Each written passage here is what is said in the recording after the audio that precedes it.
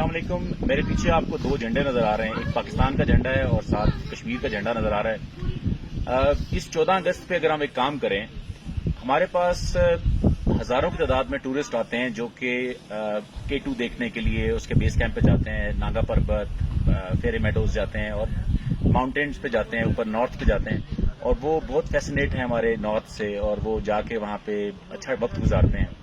उन लोगों से मेरा इत्तेफाक हुआ, मुझे 2 दिन गुजारने का इत्तेफाक हुआ मेरे दोस्तों के साथ, और ये माशाल्लाह ऑस्ट्रिया से आए हैं और उन्होंने बहुत कुछ यहाँ पे यानी कि बहुत अचीवमेंट्स किए हैं। लेकिन मुझे इनके साथ 2 दिन गुजारने के बाद पता चला कि, और ये इनकी को चौथी पांचवी एक्सपेडिशन है, ये पता चला कि इनको पाकिस्तान के बारे में कुछ पता नहीं।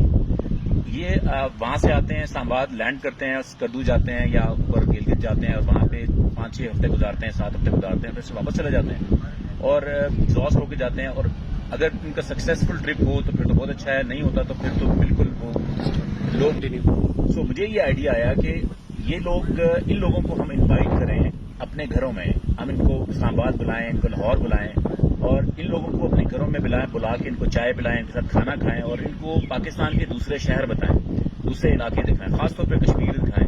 हम इनको लाहौर के शहर की सैर करा सकते हैं, इनको हम डेजर्ट दिखा सकते हैं, इनको हम दरिया दिखा सकते हैं, इनको हम समंदर दिखा सकते हैं। इससे क्या होगा कि बहुत से, मेरी इन लोगों से बातचीत हुई तो उनको पता चला कि बहुत से ऐसे माउंटेनियर्स हैं जो कि पहाड़ों को सर करना चाहते हैं, लेकिन बहुत से ऐसे लोग हैं जो कि मीडियम किस्म का टूरिज्म करना चाहते हैं, वो यहाँ पे आना चाहते होंगे। और इन्होंने जब ये आके देखा तो ये पिछले 2 दिन से बिल्कुल कह लेना ये स्टन है। वो कहते हैं जी हमें तो पता ही नहीं था कि आप जो है ना आपके पास ये कश्मीर भी है और ये इतना खूबसूरत इलाका है, ये ग्रीन है। हम तो समझते थे कि बस आपके पास रॉकी माउंटेन्स हैं, वो पहाड़ हैं और बर्फ वाले खुश पहाड़ हैं जिसमें गर्मी और सख्त सर्दी होती है। तो हम ये बहुत खुश हुए हैं यहाँ पे आके।